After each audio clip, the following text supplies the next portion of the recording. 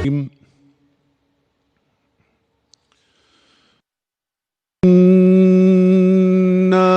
فتحنا لك فتحا مبينا يغفر لك الله ما تقدم من ذنبك وما تأخر ويكفر عنهم سيئاتهم وكان ذلك عند الله فوزا عظيما صدق الله العظيم. صدق الله العظيم. شكرا Sheikh Al-Hindawi. Thank you very much. Your Excellencies, esteemed leaders, I'm now honored to respectfully invite His Excellency Muhammad Yunus, the Chief Advisor to the Government of Bangladesh, as the immediate past chair of the D-8 organization, to deliver his opening remarks. Bismillahirrahmanirrahim. His Excellency President Abdel Fattah al-Sisi, Excellency Heads of State and Heads of Government, Secretary General of D-8, Ambassador Isiaka Abdul Qadir Imam. Assalamu alaikum wa rahmatullahi wa barakatuh. Outgoing Chairmanship of Bangladesh, I am pleased to welcome you all at this 11th D8 Summit. My warmest felicitations to our incoming chair and the host, President Abdel Fattah al-Sisi of Arab Republic of Egypt. Indeed, for making the meticulous arrangements and gracious hospitality in this historic city of Cairo. I must compliment the government of Egypt for its unwavering commitment to the principles of the organization in advancing our shared vision for progress and cooperation. Excellencies, since assumption of D8 chairmanship in April 2021, Bangladesh endeavored to advance D8 cooperation under quite challenging circumstances. We first battled the limitations and constraints in the wake of the COVID-19, the pandemic, and the poly-crisis that afflicted many of our countries in so many ways. Establishment of the D8 Youth Council and the ratification of D8 Preferential Trade Agreement during this time are particularly noteworthy. This could not be accomplished with the member states' unwavering support and understanding of our collective interest. Bangladesh is thankful to all the D8 governments for the support extended throughout our chairmanship and the level of commitment shown in advancing our collective interests. We officially hand over the chairmanship to Egypt. I compliment President al-Sisi for the theme of this summit, investing in youth and supporting SMEs. It resonates aptly with our aspirations in D8.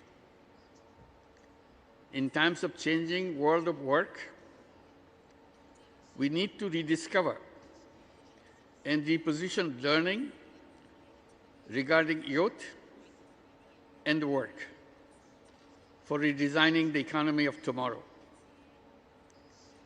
Things often evolve too fast, and gets difficult for government to comprehend and also to implement. But we must keep on recalibrating our efforts to match all the difficulties.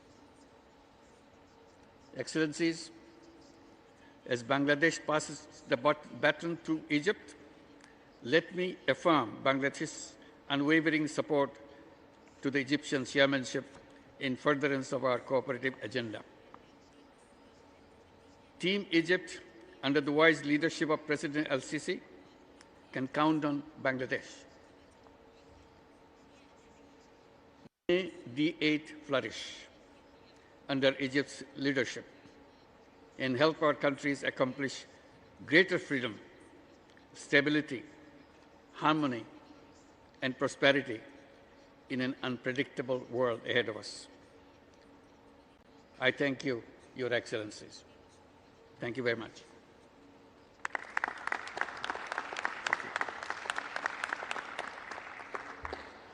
I thank His Excellency Muhammad Yunus for this illustrious remark. His Excellency's remarks will now be followed by handover procession of the presidency of the D-8 to His Excellency President Abdel Fattah al-Sisi. بسم الله الرحمن الرحيم. أصحاب الفخامة والمعالي، رؤساء الدول والحكومات ورؤساء الوفود المشاركة، معالي السيد إزياك عبد القادر إمام، سكرتير عام منظمة الدول الثماني النامية للتعاون الاقتصادي، السيدات والسادة، السلام عليكم ورحمة الله وبركاته. أرحب بكم جميعا في مصر، وبالتحديد في العاصمة الإدارية الجديدة بما تحمله من أبعاد ثقافية وحضارية وتنموية. وبالتأكيد فإن لكل دولة من دولنا تاريخاً وحضارة وثقافة، وكذا خلفيتها الاقتصادية التي تميزها، وهو الأمر الذي يعلي من قيمة منظمتنا ويعزز من روح التضامن والتكامل والعمل المشترك فيما بيننا. وأغتنم هذه المناسبة لأعرب عن بالغ تقديري للدكتور محمد يونس، رئيس الحكومة المؤقتة لدولة بنغلاديش الشقيقة، لما بذلته بلاده من جهود متواصلة خلال رئاستها للمنظمة. كما أود أن أشكر سكرتارية المنظمة بقيادة السيد إزياك إمام على عملها الدؤوب وجهودها في الإعداد لهذه القمة. الحضور الكريم، تنعقد اليوم القمة 11 للمنظمة تحت عنوان الاستثمار في الشباب ودعم المشروعات الصغيرة والمتوسطة نحو تشكيل اقتصاد الغد، وهو عنوان له أكثر من دلالة لتركيزه على الاستثمار في الشباب الذين يمثلون عماد أوطاننا في الحاضر والمستقبل، فضلاً عن أبعاده الاقتصادية المرتبطة بدعم المشروعات الصغيرة والمتوسطة، وهي قاطرة حقيقية للتنمية في الدول النامية. السيدات والسادة، نجتمع اليوم في وقت يشهد فيه العالم ومنطقة الشرق الأوسط بشكل خاص تحديات وأزمات غير مسبوقة تحتل فيها الصراعات والحروب صدارة المشهد، وتسود فيها كذلك الحمائية الاقتصادية والتجارية وازدواجية المعايير. ولعل أبرز الشواهد على ذلك استمرار الحرب الإسرائيلية ضد الشعب الفلسطيني في تحد لقرارات الشرعية الدولية، وما يصاحب ذلك من خطورة وتهديد بامتداد الصراع لدول أخرى مثلما حدث مع لبنان، وصولاً إلى سوريا التي تشهد تطورات واعتداءات على سيادتها ووحدة أراضيها، مع ما قد يترتب على احتمالات التصعيد واشتعال المنطقة من آثار سوف تطول الجميع سياسياً واقتصادياً. وفي هذا السياق، وانطلاقاً من مسؤوليتنا المشتركة للتضامن مع الشعبين الفلسطيني واللبناني الشقيقين. فقد قررنا تخصيص جلسة خاصة خلال قمتنا اليوم عن الأوضاع في فلسطين ولبنان. أصحاب الفخامة والمعالي، تواجه دول النامية تحديات جسيمة تعيق تحقيق تطلعات شعوبها نحو الرخاء والتنمية، فمع نقص التمويل وتفاقم الديون وتوسع الفجوة الرقمية والمعرفية وارتفاع معدلات الفقر والجوع والبطالة خاصة في أوساط الشباب، تجد الدول النامية نفسها في صعوبة بالغة في تحقيق التقدم والنمو على نحو مقبول. إن مواجهة تلك التحديات المركبة تتطلب تضافر الجهود لتعزيز التعاون المشترك وتنفيذ مشروعات ومبادرات مشتركة في مختلف المجالات، وعلى رأسها الاتصالات وتكنولوجيا المعلومات والاقتصاد الرقمي وتطبيقات الذكاء الاصطناعي والزراعة والصناعات التحويلية والطاقة الجديدة والمتجددة، وخاصة الهيدروجين الأخضر، بالإضافة إلى دعم تطوير المشروعات الصغيرة والمتوسطة. وعلى الرغم من تنوع المستويات الاقتصادية بين دولنا، إلا أننا نتفق جميعاً على أهمية تبادل الخبرات والتجارب الناجحة لتحقيق أهداف التنمية المستدامة.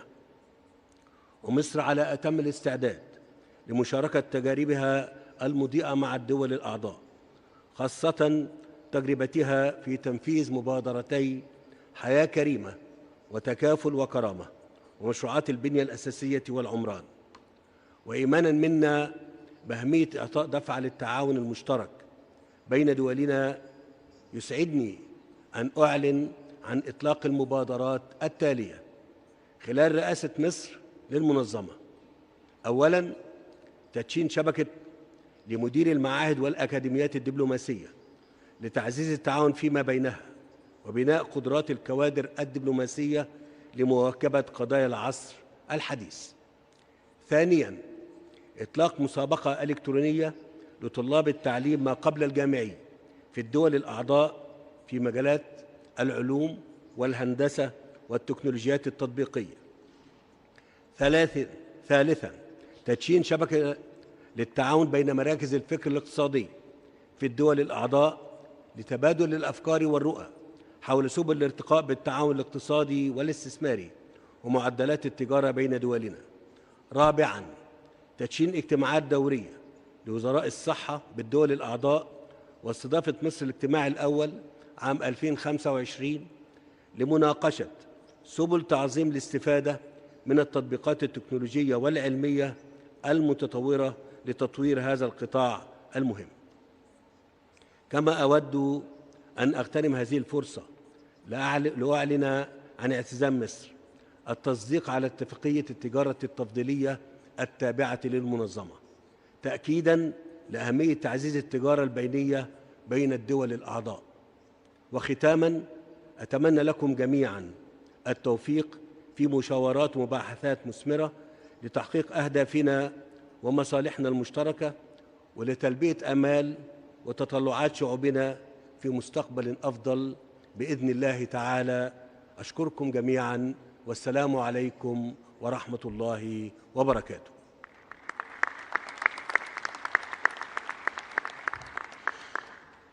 بسم الله الرحمن الرحيم. والآن اسمحوا لي أن نبدأ أعمال قمتنا بالنظر في مشروع جدول الأعمال وفقاً لما تم تعميمه على الدول الأعضاء. اسمحوا لي، هل توجد أي ملاحظات على البنود المقترحة على مشروع جدول الأعمال؟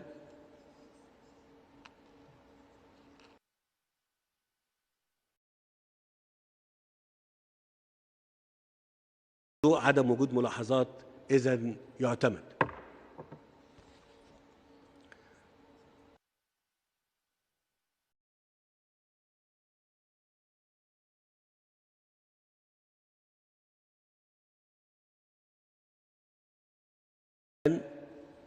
أعطي الكلمة للسيد إزياك إمام، سكرتير عام منظمة الدول الثماني النامية للتعاون الاقتصادي لتقديم تقريره حول أنشطة المنظمة منذ القمة العاشرة لها التي عقدت في عام 2021. فليتفضل. Very much, Honorable Chair. Your Excellencies, President Abdel Fattah al-Sisi, the Honorable President of the Arab Republic of Egypt and Chairman of the D-8 Organization for Economic Cooperation. Esteemed leaders of the D-8, Assalamu alaikum and good morning to you all. I'm honored to address this gathering of our leaders at the 11th Summit of the Leaders of the Developing 8 Organization for Economic Cooperation. At the outset, I thank His Excellency President Abdel Fattah al-Sisi, the President of the Arab Republic of Egypt, for hosting this important summit. The hospitality extended to us since our arrival have been outstanding. I also thank the government of Bangladesh for the vibrant D-8 presidency since 2021 until early this year.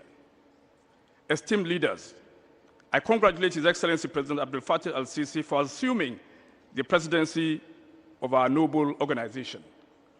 I commend the People's Republic of Bangladesh for the remarkable efforts during their tenure as D-8 chair. I also avail this opportunity to extend my heartfelt felicitation to His Excellency Ilham Aliyev, President of the Republic of Azerbaijan, on joining the D-8 family. Honorable Chair and esteemed leaders, since the previous summit of 2021, our noble organization has achieved many commendable milestones. More member states are set to implement the D-8 Preferential Trade Agreement, otherwise known as D-8 PTA. Our tourism cooperation is flourishing with the successful launch of the D-8 Tourism City Award, in which the city of Antalya in Turkey emerged as the first inaugural city of the 2025 year award. We are set to organize agricultural and food security projects with the Islamic Organization for Food Security to boost food production across our member states. And true to the theme of the 11th Summit, we galvanize the nexus of youth empowerment and SME development. We also strengthen collaboration with our other partners, organizations. Chief among them are the United Nations and a specialized agency and Organization of Islamic Cooperation, amongst others. Our private sector collaboration is also flourishing, developing new frontiers in barter trade, digital economy, and super app development. Esteemed leaders, our organization will grow further and bigger through, among other things, especially the following 4 strategies. First, we need to consider expanding the D-8 PTA to D-8 Comprehensive Economic Partnership Agreement, otherwise known as CEPA. Second, we need to consider establishing a D-8 Development Fund to fund projects and tangible programs across our member states. Third, we need to begin to consider venturing into the blue economy, the untapped vast potential of our organization. And fourthly, we need to build the nexus between youth empowerment and SMEs. Youth are our future, while SMEs are the economic backbone of our member countries. I wish my successor, Ambassador Sohail Mahmood from Pakistan, all the best on assuming his duty as Secretary General from the 1st of January 2026. In conclusion, Honorable Chair, esteemed leaders, the D-8 organization is set to become a beacon of prosperity and sustainable and inclusive economic development in the global south. I am confident, under the leadership and guidance of His Excellency President Abdel Fattah al-Sisi, the D-8 organization will grow to higher level. Long live the D-8 organization, and may all our member states prosper and progress together. I thank you for your attention.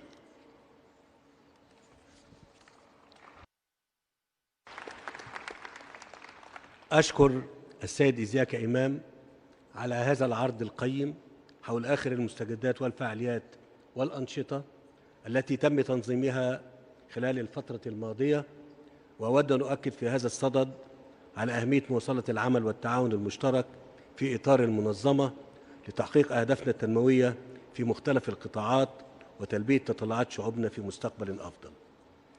والآن ننتقل للبند التالي الخاص بكلمات السادة رؤساء الدول والحكومات، وأعطي الكلمة لفخامة الرئيس برابو سوبيانتو رئيس جمهورية إندونيسيا، فليتفضل سيادته.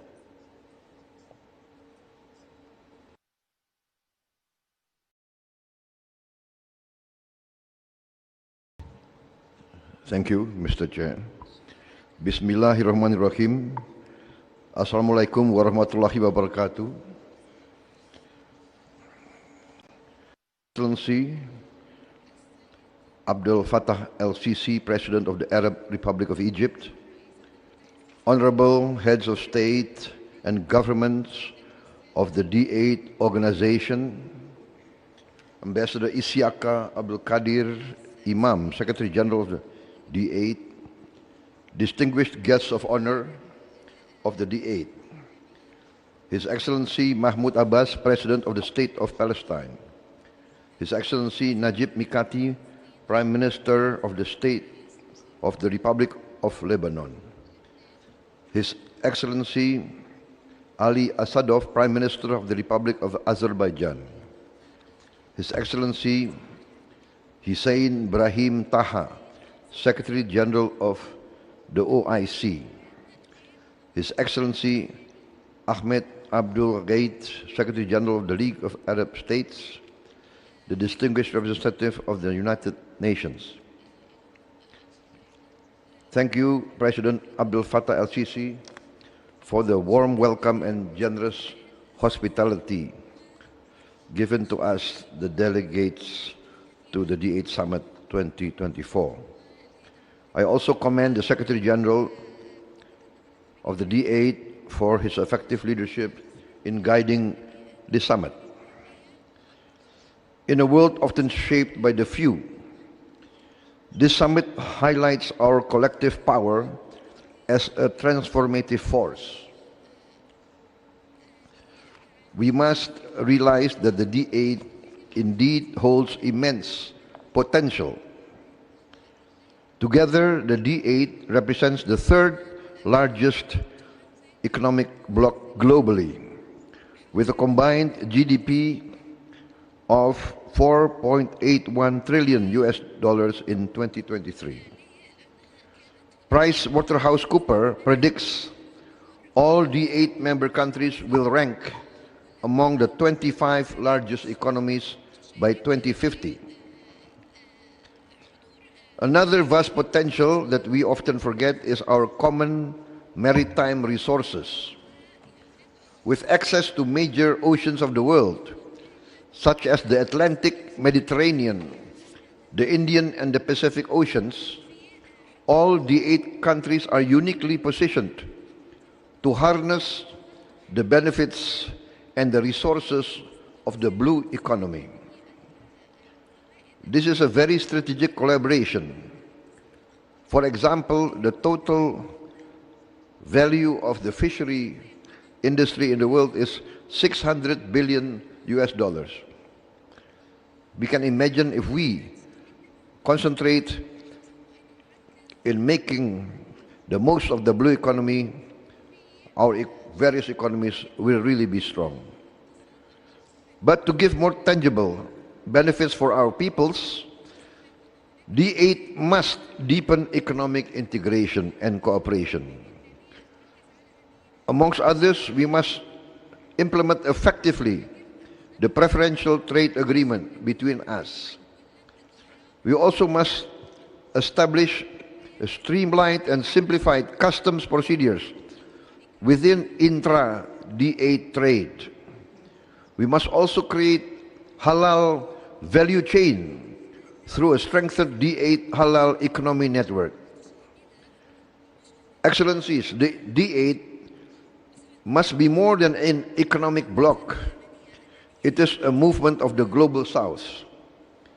Therefore, we must also continue advocating for a fairer global order on the basis of international law, inclusivity, fairness, and shared prosperity. Achieving this requires greater representation of the global south in decision-making processes. For that, D-8 must be united. We must work together to be united. We must leave behind our differences. We must look for the greater good of our peoples. Without unity, without integration, we will be weak. And if we are weak, we will be exploited. That is the law of history. In this spirit, Indonesia reaffirms our commitment to strengthening the D-8. And also, we must consider if it's not wise for us now to invite more members to join the D-8. There must be strength in numbers, strength in unity. Let us look towards the future. Let us learn from the present. Once again, we must learn from the geopolitical situation that's happening around us now. Without unity, without overcoming our differences, we cannot be strong. We say that we support Palestine, but if we are weak, how can we support Palestine? Therefore, Excellencies, let us harness our collaboration. We must drive economic growth. We must work to achieve industrial and technological strengths. And we must make the Muslim world a prosperous world, overcoming poverty. Let us unite to make the D-8 a catalyst for positive change, to be a champion for the aspirations of the global South and for the Muslim Ummah. As Indonesia prepares to face the future, we reaffirm our steadfast commitment to this shared vision. Let us transform the D-8 into a beacon of hope for all our nations and the world. I thank you. Wassalamualaikum warahmatullahi wabarakatuh.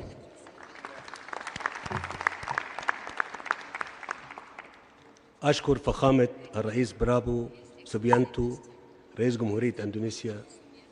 نعم فخامة الرئيس، مهم أوي إن احنا نبذ الاختلاف والفرقة فيما بيننا ونسعى للتعاون، فالتعاون قوة وفعالية، ونتعلم من الدروس والعبر لما يجري حولنا. اسمحوا لي أن أعطي فخامة الرئيس مسعود بزكشان رئيس جمهورية إيران الإسلامية لإلقاء كلمته، فليتفضل.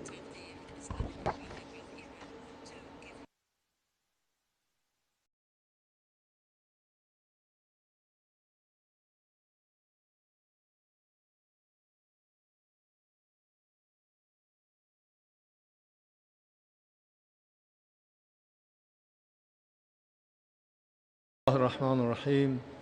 جناب آقای عبدالفتاح السیسی رئیس جمهوری عربی مصر، عالی جنابان، حضار گرامی، در آغاز از میزبانی شایسته ریاست محترم جمهوری مصر برای برگزاری 11مین نشست مهم سران D8 تشکر می‌کنم.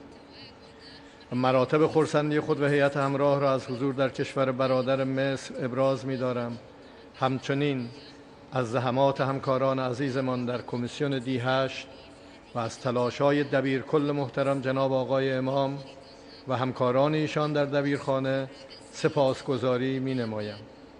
بیشک جلوه‌های مهمی از تاریخ تمدن بشری در سرزمین مصر و در امتداد رود بزرگ نیل به وقوع پیوسته و همچنان زیبایی‌های تاریخی و مسحور کننده این دیار اسلامی شاهکاری از تلفیق تمدن باستان و فرهنگ غنی اسلامی را به تصویر کشیده است.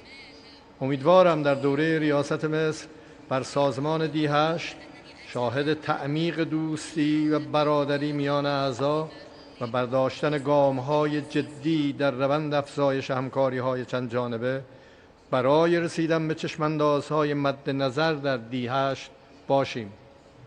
عالی جنابان، حضار گرامی، قبل از شروع بحث در ارتباط با تحولات اخیر در منطقه غرب آسیا و تغییرات رخ داده مایلم اشاره کنم.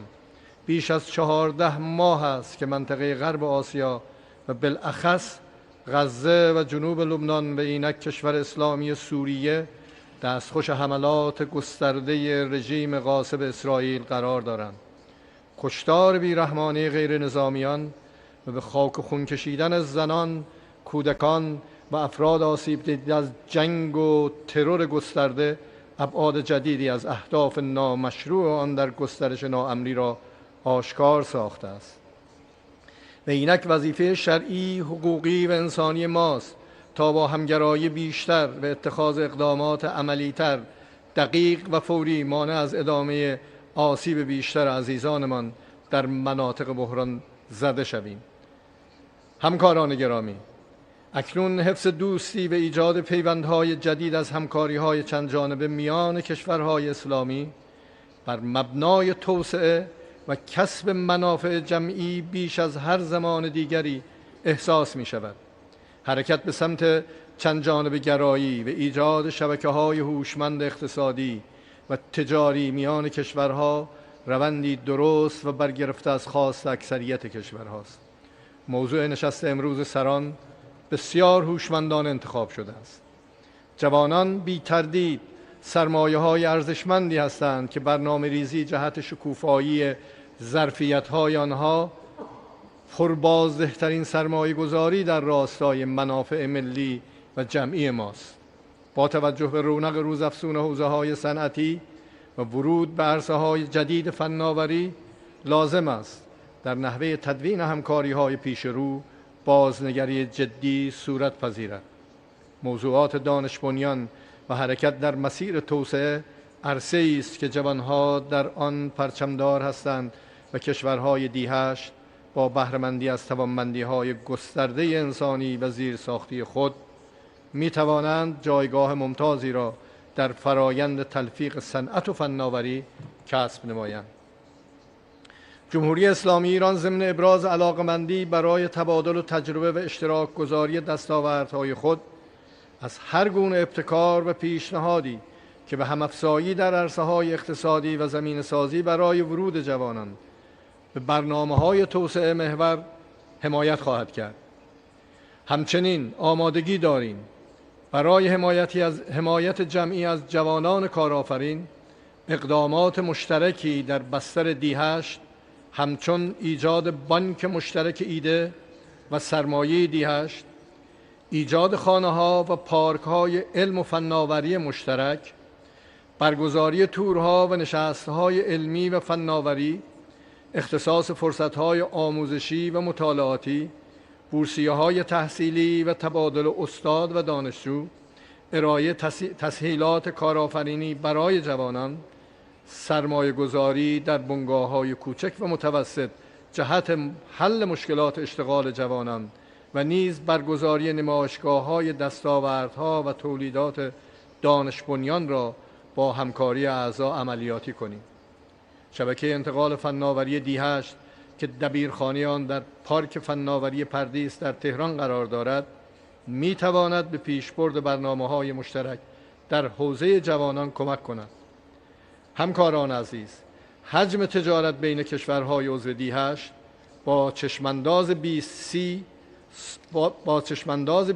سازمان فاصله زیادی دارد. امیدوارم در دوره ریاست مصر بر سازمان شاهد شتاب تجارت بین اعضا باشیم و در این مسیر تهاتر می تواند نقش تعیین کننده در افزایش حجم تجارت بین اعضا داشته باشد. از سوی دیگر فاصله های جغرافیایی در محیط D8 گویای اهمیت توسعه و مناسبات ترانزیتی برای رونق همکاری‌های اقتصادی و تجاری است. در کنار اهمیت راهبردی این موضوع، نگاه اعضا باید معطوف به حوزه‌هایی شود که در عین کمک به رشد و منافع پایدار جمعی تاب‌آوری بیشتری در قبال شوک‌های احتمالی در آینده داشته باشیم. در این راستا لازم است با تدبیر جمعی اعضا فناوری‌های نوینی نظیر هوش مصنوعی را به خدمت گرفته و تبعات منفی آنها را مدیریت نماییم. و همین جهت پیشنهاد می‌نمایم نشست سران دستورالعمل لازم را برای استفاده مطلوب از فناوری‌های نوین در جهت ارتقاء تاب‌آوری اقتصادهای کشورهای عضو صادر نمایند. اولین نشست کمیته دائمی ارتباطات و فناوری اطلاعات D8 به زودی به میزبانی جمهوری اسلامی ایران برگزار می شود و می توانیم با همکاری اعضا کار بر روی این دستورالعمل را آغاز کنیم. به باور این جانب شرکت‌های دانش بنیان و فناوری‌های جدید از جمله هوش مصنوعی زمینه‌های مناسب و نوینی را برای همکاری جوانان کشورهای اسلامی فراهم نموده است که ضمن حفظ ارزش‌های بومی و دینی گام‌های بلندی در مسیر توسعه و پیشرفت کشورها و جوامع خود بردارند. جناب آقای رئیس، در پایان با ابراز امیدواری برای تعمیق مناسبات درون سازمانی، مطمئن هستم در دوره جدید و با مدیریت شایسته مصر سازمان D8 در مسیر بالندگی گام‌های مهمی را برخواهد داشت و بار دیگر از میزبانی دولت و ملت محترم جمهوری عربی مصر تشکر می‌کنم. السلام علیکم و رحمت الله و برکاته.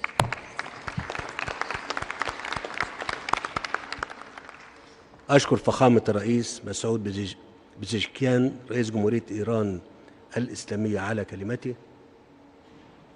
والآن أدعو فخامة الرئيس رجب طيب أردوغان رئيس جمهورية تركيا لإلقاء كلمته، فليتفضل سيادته.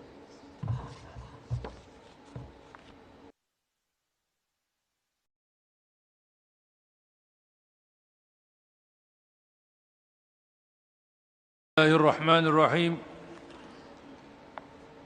Cumhurbaşkanı Sayın Abdülfettah Es-Sisi, saygıdeğer devlet ve hükümet başkanları, kıymetli katılımcılar, sizlere en kalbi duygularımla, hasretle, muhabbetle selamlıyorum.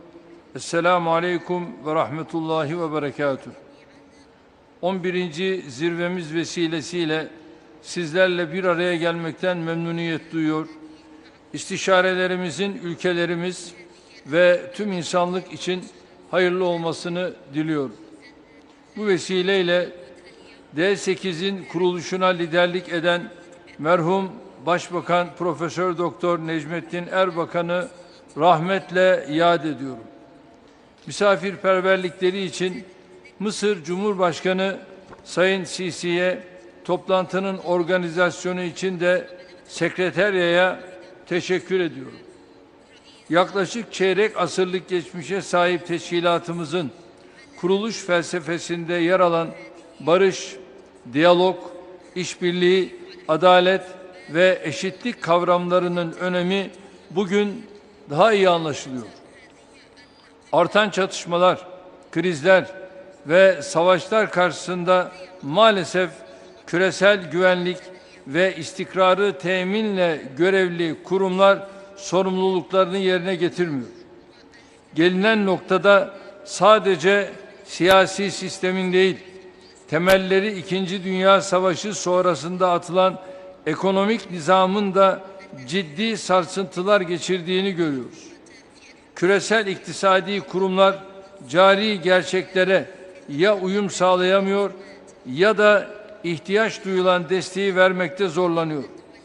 Böylesine hassas bir dönemde gerçekleştirdiğimiz zirvemizde alacağımız kararların, sorunların çözümünde bize rehberlik etmesini ümit ediyorum. Toplantımızın temasını teşkil eden gençler ve KOBİ'ler ülkemizin son 22 yıldır ekonomi alanında kaydettiği ilerlemenin de lokomotifi oldu. Üye ülkelerimizdeki toplamda 1 milyardan fazla nüfusumuzun çok büyük kısmı gençlerden oluşuyor.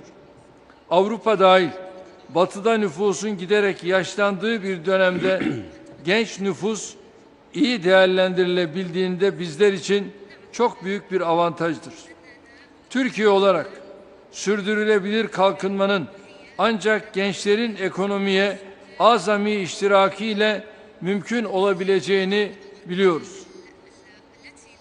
Gençlerimizin teknolojik ve dijital becerileriyle girişimci ruhlarını geliştiren proje ve programlar yürütüyoruz.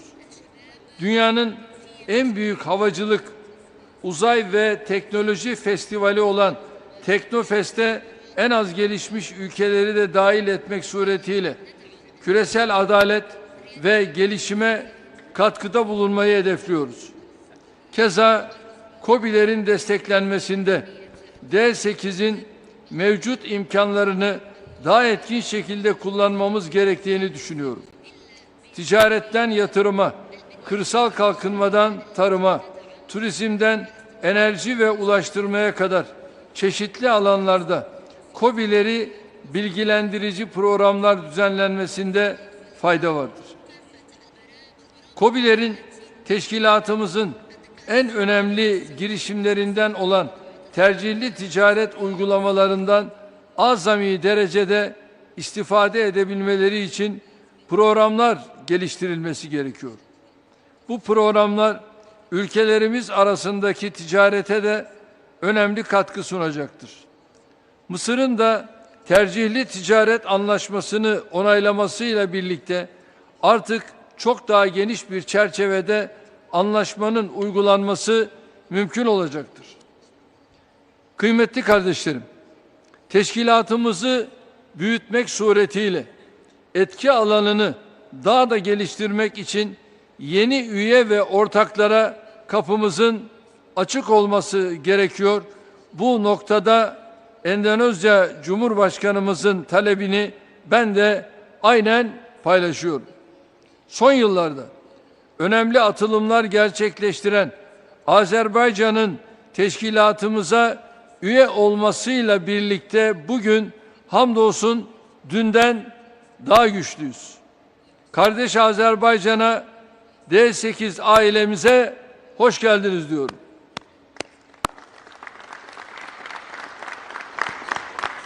Saygıdeğer katılımcılar, bölgemizde ve dünyada önemli hadiseler cereyan ediyor. Filistin ve Lübnan'daki duruma dair görüşlerimizi bu konulara hasredilen ikinci oturumda sizlerle ayrıca paylaşacağım. Suriye'deki son dönemde yaşanan gelişmeleri de aynı zaviyeden Suriye halkının çıkarını önceleyen bir yaklaşımla çok yakından takip ediyoruz. Suriye halkının birliğe, dayanışmaya, uzlaşıya ve savaş yorgunu ülkelerini süratle ayağa kaldırmaya ihtiyaçları var. Biz de komşuları ve kardeşleri bu zorlu süreçte Suriye'de istikrarın sağlanmasına katkı sunmaya çalışıyoruz. Suriye'nin toprak bütünlüğünün ve birliğinin yeniden tesisine atfettiğimiz önemi her fırsatta vurguluyoruz. Tüm dini, mezhebi ve etnik grupların yan yana sulh içinde yaşadığı terörden arındırılmış bir Suriye'nin inşası en samimi beklentimizdir. D8 üyeleri olarak bu zorlu mücadelelerinde Suriyeli kardeşlerimizin yanında olmamız gerektiğine inanıyorum. Sözlerime son verirken D8 Genel Sekreteri Büyükelçi Abdülkadir İmam ile sekreterya personelini çalışmalarından ötürü tebrik ediyorum. Pakistan tarafından müteakip D8 Genel Sekreteri olarak belirlenen Büyükelçi Süheyl Mahmut kardeşime başarılar diliyor, zirvemizin hayırlara vesile olmasını temenni ediyorum. Fi emanillah. Hayyakallah.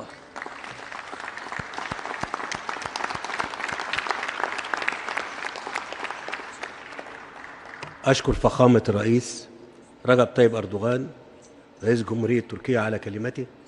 والآن أدعو السيد شهباز شريف رئيس وزراء جمهورية باكستان الإسلامية لإلقاء كلمته، فليتفضل سيادته.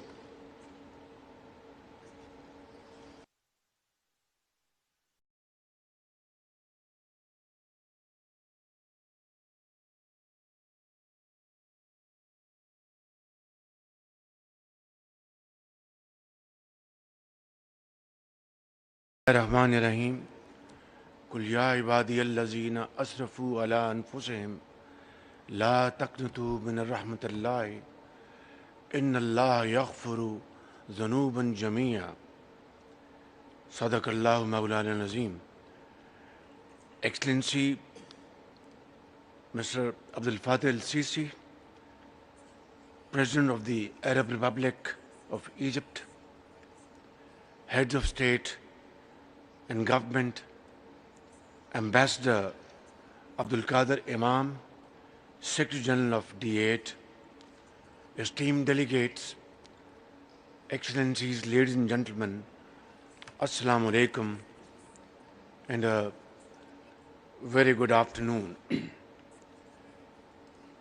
Your Excellencies, I would like to begin with congratulating President Abdul Fattah al-Sisi, his government and his leadership for organizing and hosting D-8 summit,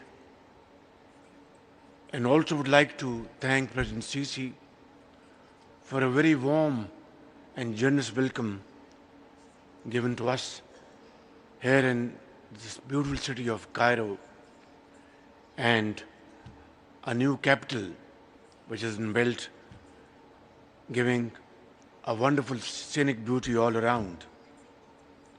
Ladies and gentlemen, this is a very important platform for development and cooperation between all of us. And this meeting is taking place at a very critical juncture, as honorable speakers have just mentioned, that ceasefire in Gaza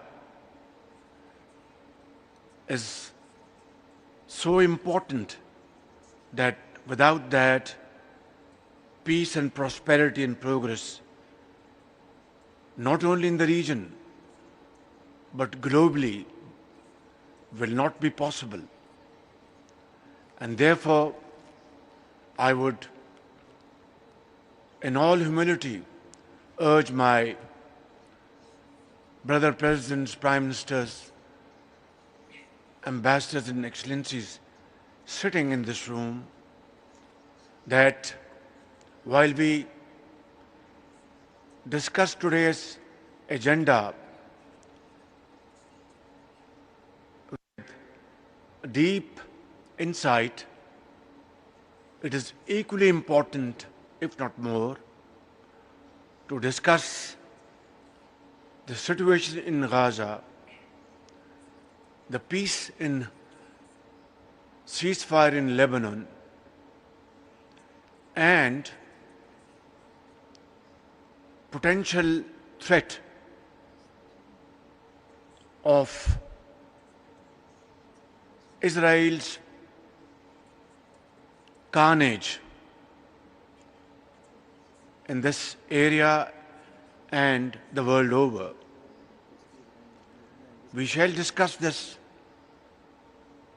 subject today in a special session, and I would like to appreciate the sagacity of President of Egypt, Abdul Fattah al-Sisi, to have allocated a separate session for this burning issue.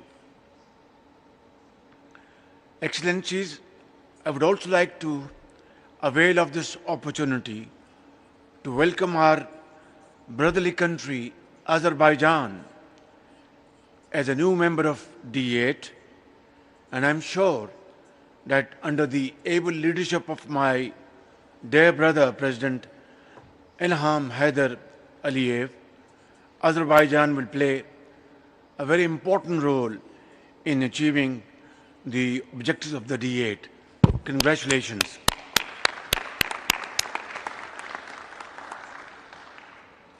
The theme of this year's summit, while focusing on investing in youth and supporting small and medium enterprises, serve as a blueprint for our collective prosperity in the 21st century. Ladies and gentlemen, youth and SMEs are key drivers of economic development of any society. Youth brings energy, fresh ideas, and creativity, whereas small, medium enterprises create jobs, foster innovation, and promote entrepreneurship. By investing in both, we can build inclusive and robust economies that are ready for the global challenges of today and tomorrow. For D8 member states, empowering youth and entrepreneurship presents an opportunity to harness the power of our young population and create environments where small business can thrive. Excellencies, for Pakistan, investing in youth and supporting SMEs is crucial for our socio-economic development and progress. With over 60% of our population under the age of 30, we possess fountain of potential for innovation and growth. However, unlocking this potential requires providing the right skills, opportunities, and financial resources. Through our flagship youth program, my government is committed to providing quality education, create jobs, and offer productive opportunities.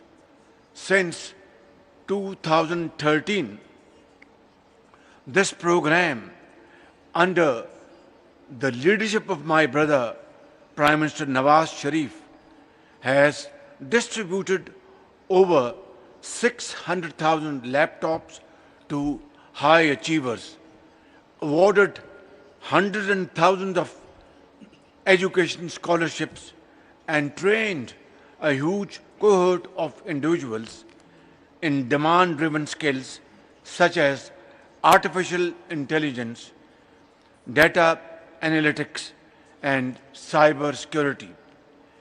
Ladies and gentlemen, Pakistan is home to one of the largest freelance communities in the world. We are focusing on IT trainings at a mass scale to equip our youth with necessary tools to connect with digital world and capitalize on the opportunities with the aim to enable job seekers to become job creators. Our youth business and agricultural loan scheme has disbursed billions in loans, enabling young Pakistanis to start and scale their own businesses. Additionally, our initiatives such as Startup Pakistan and the National Innovation Award aims to foster, recognize, and promote a promising startup ecosystem, providing mentorship and funding incubation opportunities for innovative tech-driven ideas. Excellencies, today's summit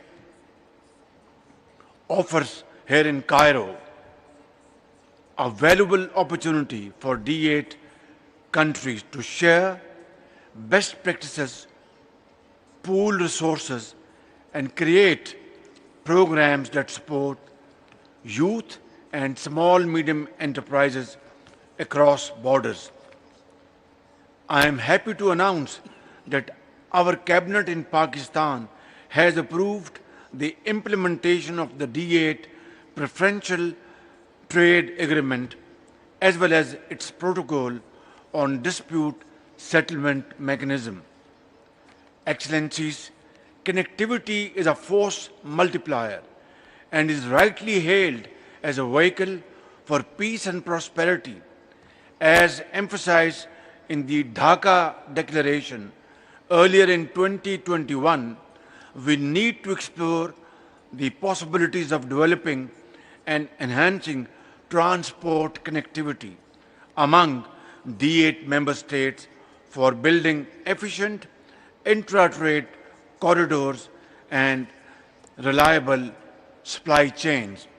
In this behalf, Pakistan, Iran and Turkey corridor is an excellent project for very efficient connectivity. Ladies and gentlemen, as I conclude, I recall James Russell's words, "Once to every man and nation comes a moment to decide, offering each the bloom or blight. The choice we make today will shape the destiny of generations to come. Let these be choices to elevate young voices, empower their dreams, and support their enterprises to ensure that our future is in the hands of an empowered generation." I thank you all. Assalamu alaikum.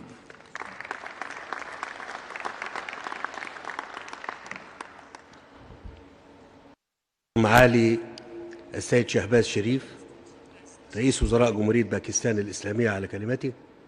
والآن أدعو معالي السيد محمد يونس رئيس الحكومة المؤقتة لبنغلاديش لإلقاء كلمته، فليتفضل سيادته.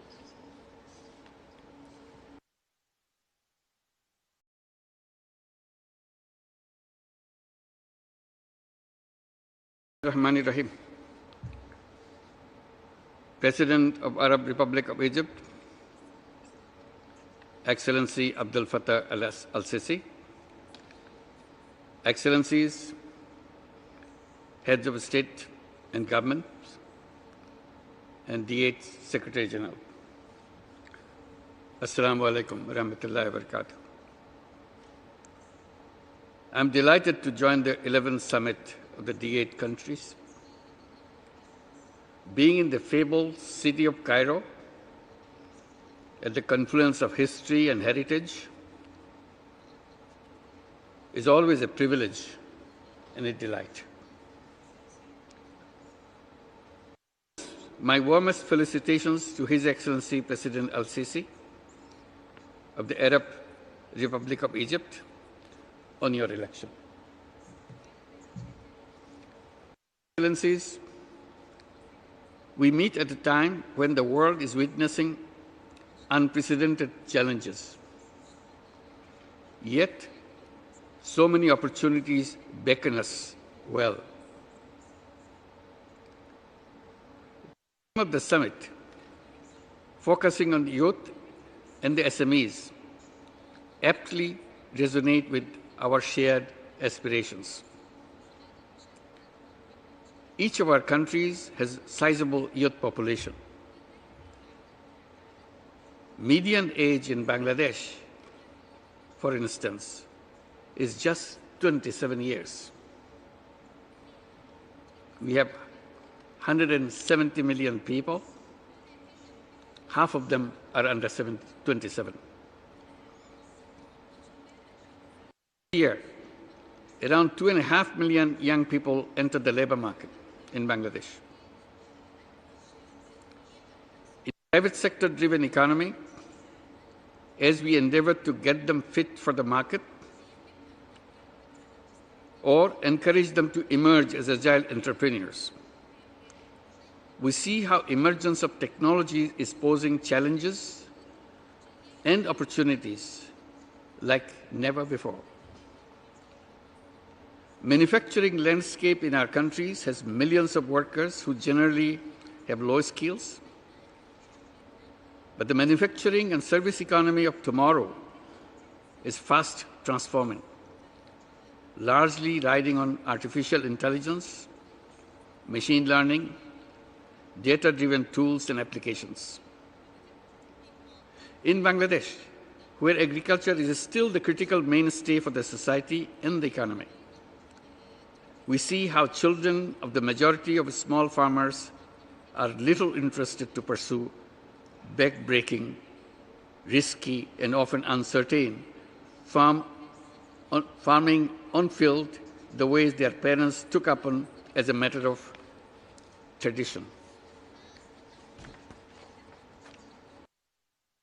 To rural Bangladesh, even across Asia, Africa, and Arab world, we see how millions of today's youth are fast embracing technology and innovation in everything around, either to run around long persistent challenges or eke out newer opportunities that many thought impossible even a few years before.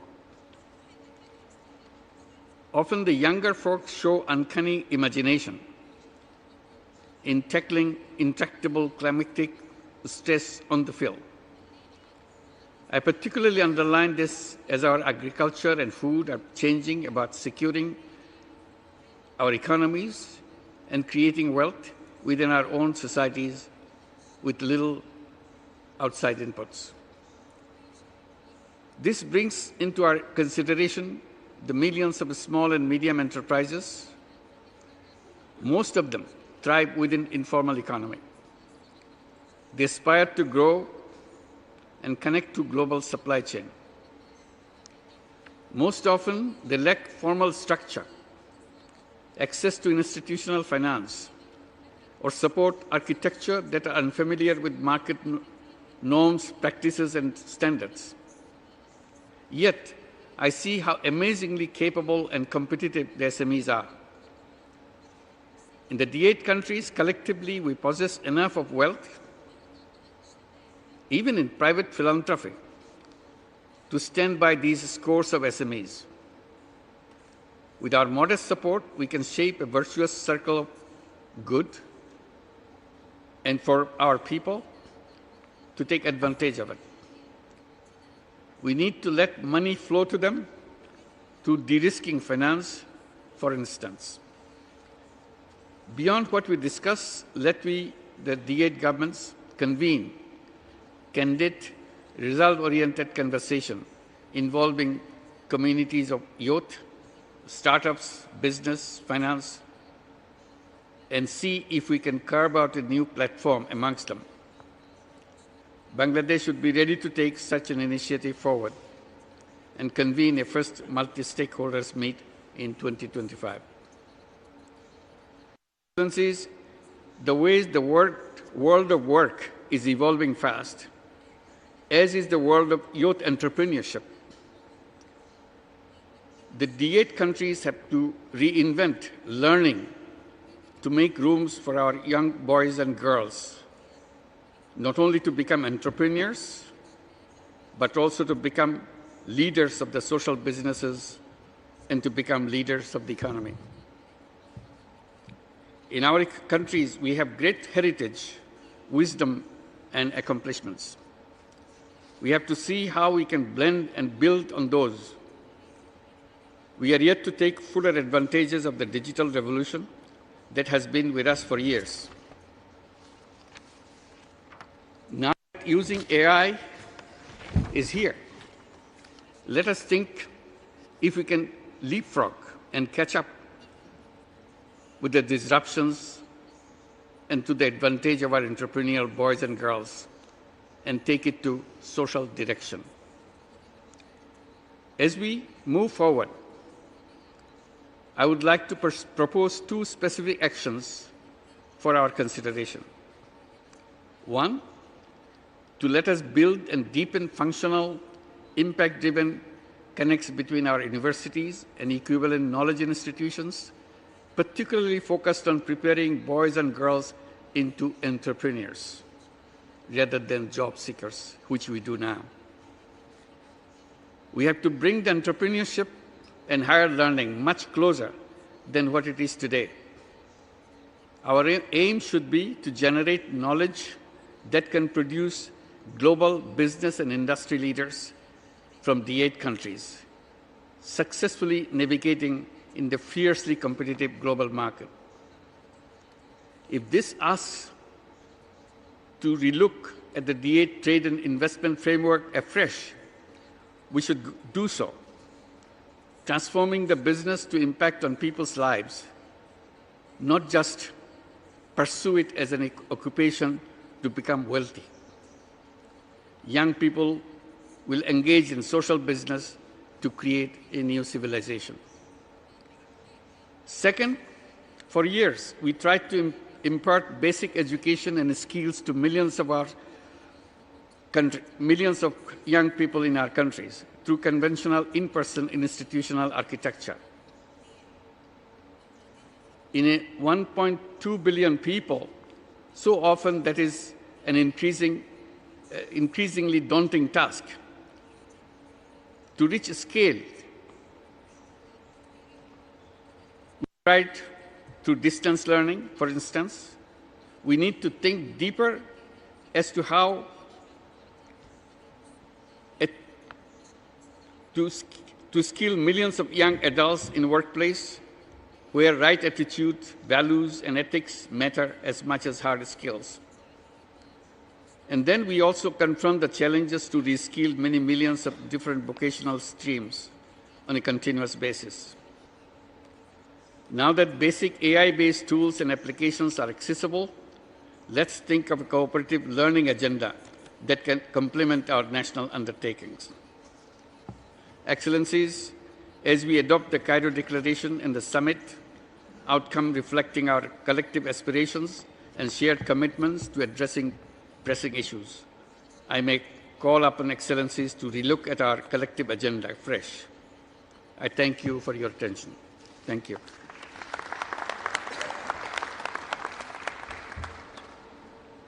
أشكر السيد محمد يونس رئيس الحكومة المؤقتة لبنغلاديش على كلمته، وأدعو السيد يوسف ميتاما توجار وزير خارجية جمهورية نيجيريا الاتحادية لإلقاء كلمته، فليتفضل سيادته. Very much, Chairman.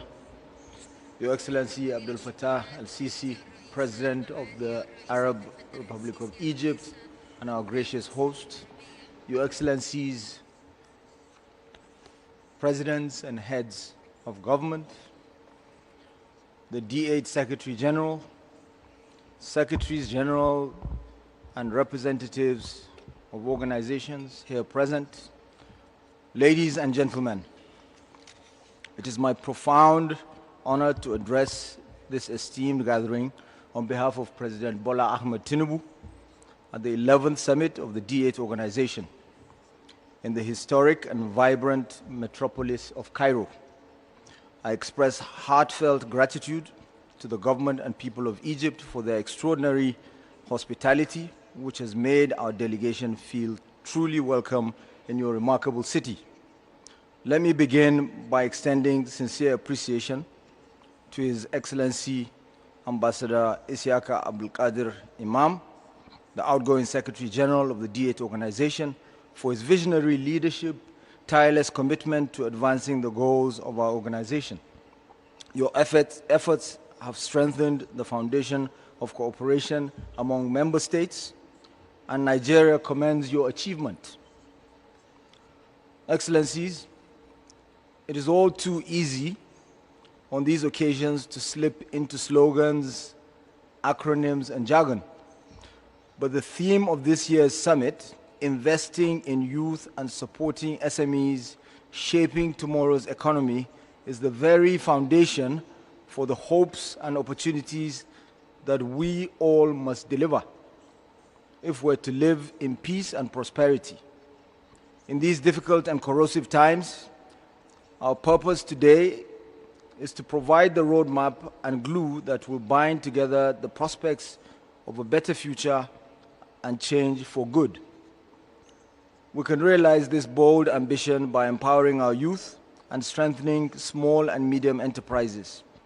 This is the best way to drive sustainable economic growth in an increasingly dynamic global landscape.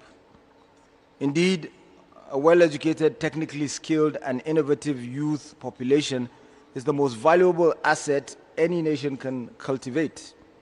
In Nigeria, where over 60% of our population is under the age of 25, we're acutely aware of the immense opportunities and challenges this demography presents. Economists celebrate the near limitless potential of this human resource base. Politicians fret about how best and how quickly that base can be harnessed. This summit helps provide the formula for success.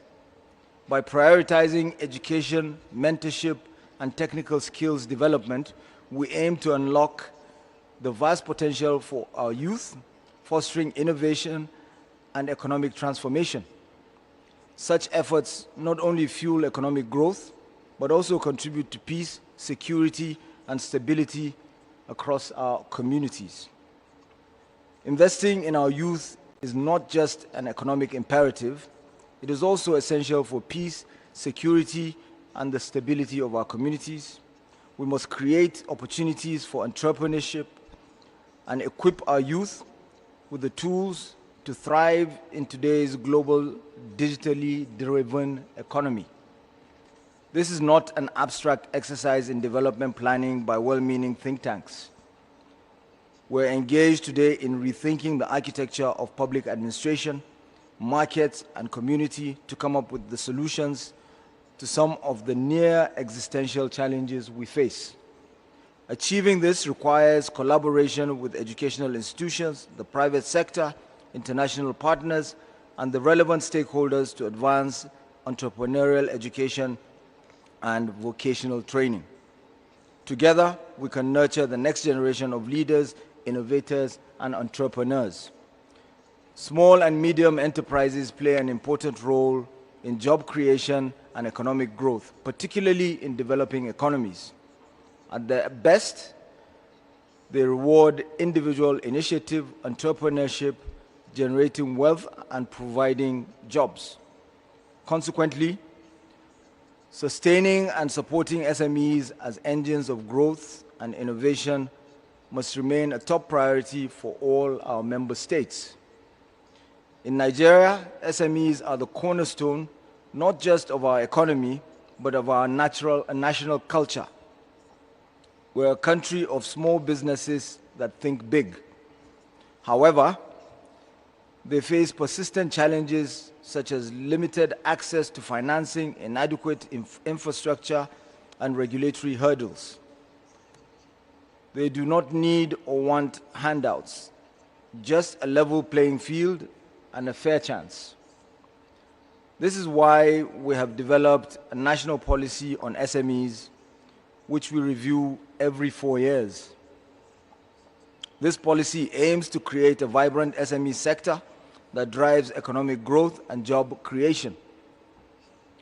The policy of SMEs includes comprehensive programs focused on financing, regulatory frameworks, skills development, technology and research development, marketing, and infrastructure, all aimed at reducing the cost of doing business for SMEs.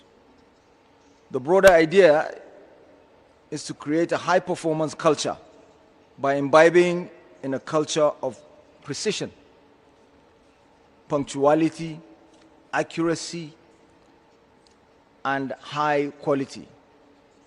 And this culture of precision is what drove the rapid growth of Islamic civilization in the past. Because of the tools that had to be created, you had to know what direction to pray, so you have to create a compass, you have to know when to pray, the exact time, you have to create a clock. We're out to refute the soft bigotry of low expectations, often directed towards developing countries.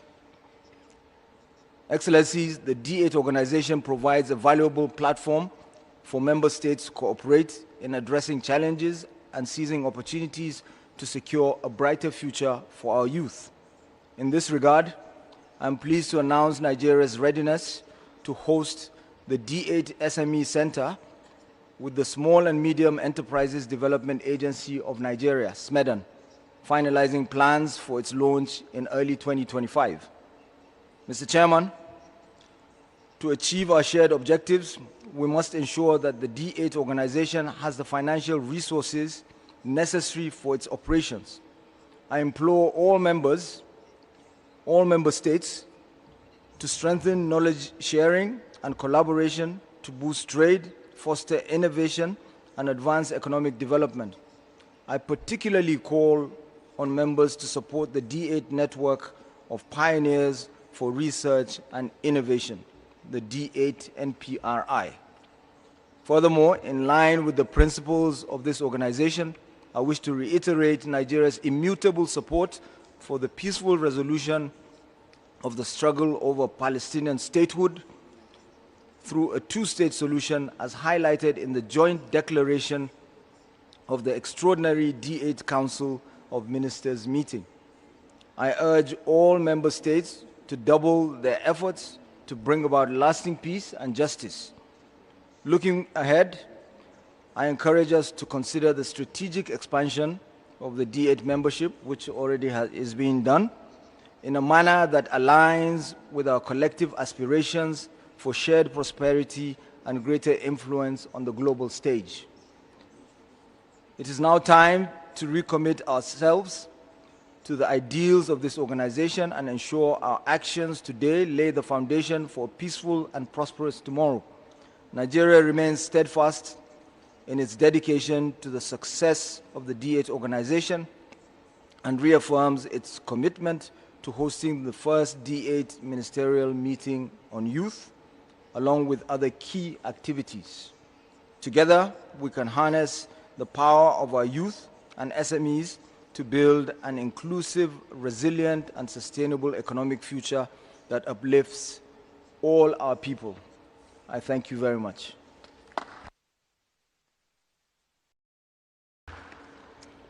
أشكر السيد يوسف متام تجار وزير خارجية جمهورية نيجيريا الاتحادية على كلمته، وأدعو السيد زنبري عبد القادر وزير التعليم العالي بماليزيا لإلقاء كلمته، فليتفضل سيادته.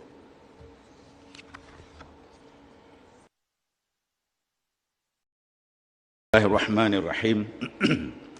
The Honorable Abdul Fattah al-Sisi, President of the Arab Republic of Egypt and Chair of the D8 Summit, Honorable Head of State, His Excellency Ambassador Abdul Qadir Imam, Secretary General of D8, Excellencies, Assalamu alaikum wa rahmatullahi wa barakatuh. On behalf of the Prime Minister Anwar Ibrahim, let me begin by expressing my sincere appreciation to the Honorable President Abdel Fattah al-Sisi and the government of the Arab Republic of Egypt for the warm hospitality extended to me and my delegations during our stay in this magnificent city. And congratulate to the Arab Republic of Egypt and its assumptions of D8 chairmanship and for convening this 11th D8 summit. Excellencies, the D8 was established back in June 1997, with the 8 countries believing in working on one platform that focuses on economic development and international cooperation. It was born as a strategic grouping, not as an alternative, but as a platform of like-minded countries with one goal, and that is to improve our economic standing. Our countries are blessed with bountiful resources and a vast amount of land. We have an abundant, talented, skilled labor force and diversified human capitals. With a total population of 1.2 billion people, or 15% of the world population, the market of the D8 member states is estimated to be valued at $2.1 trillion USD. accounting for 6.88% of the total trade of the global total trade, which stand at USD 30.5 trillion in 2023. Unfortunately, tradings among the D8 members are accounted at approximately 147 billion USD only.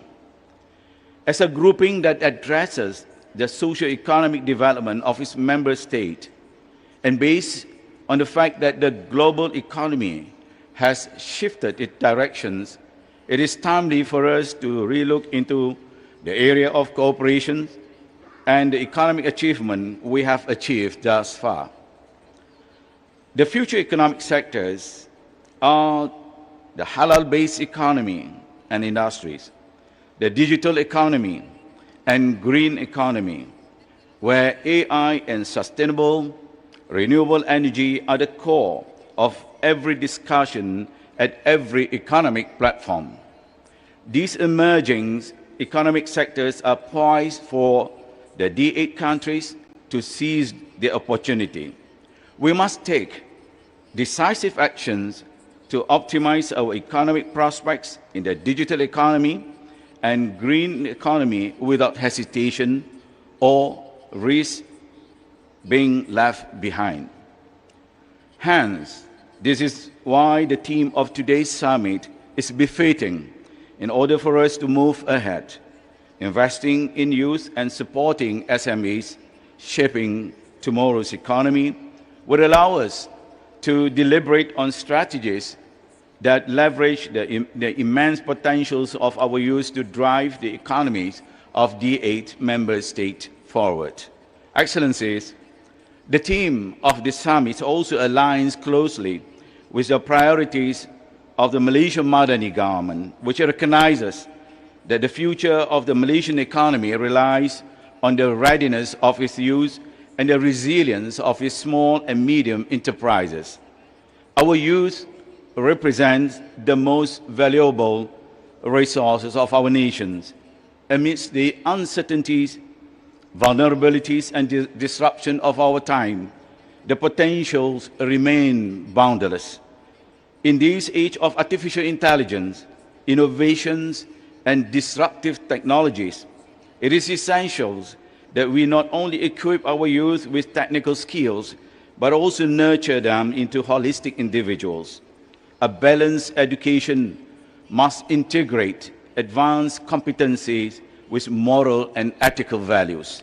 Compassion, humanity, and the dignity of humankind should remain at the core of our education systems, for a society bereft of these values is a society adrift. SMEs are the backbones of economic resilience and innovation. Within the D8 framework, strengthening SME and fostering cross-border collaborations in emerging industries such as the halal economy, agribusinesses, green technologies, and digital solutions can unlock the unprecedented opportunities. Excellencies, the current economic climate compels us to recalibrate our D8 economic cooperation with a forward-looking vision.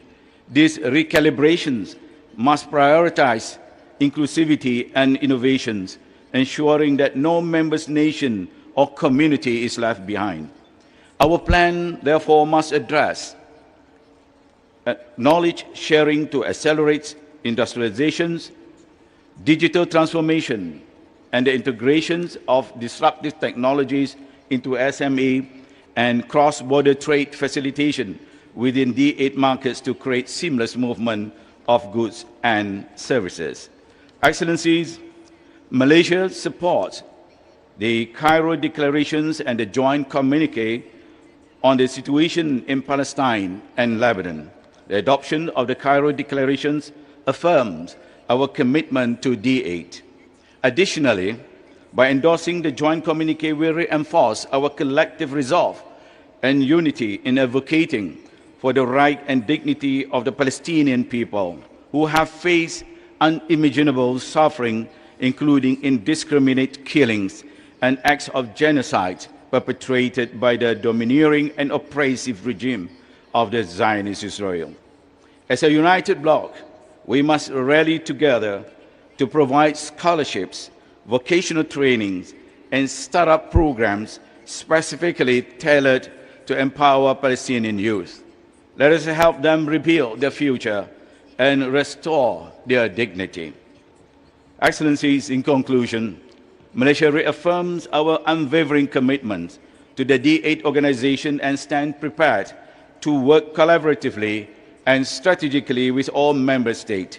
Together, we aim to advance the organization objective, fostering tangible improvements in the socio-economic well-being of our nations and the people. Let us combine our efforts to work together and shape the future through, first, cultivate a new generation of innovative and compassionate leaders. Second, build resilient economies that thrive amidst uncertainties. And third, reinforce the bond of solidarity, compassion, and shared humanity that define us as part of a global community. May the D-8 rise as a beacon of hope, not just for ourselves, but for the world at large. With that, Mr. President, thank you.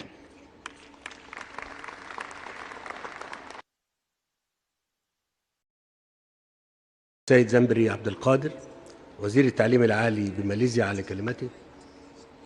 اسمحوا لي أن ننتقل الآن إلى كلمات السادة الضيوف المشاركين في القمة، وأعطي الكلمة الآن لفخامة الرئيس محمود عباس أبو مازن رئيس دولة فلسطين الشقيقة، فليتفضل سيادته.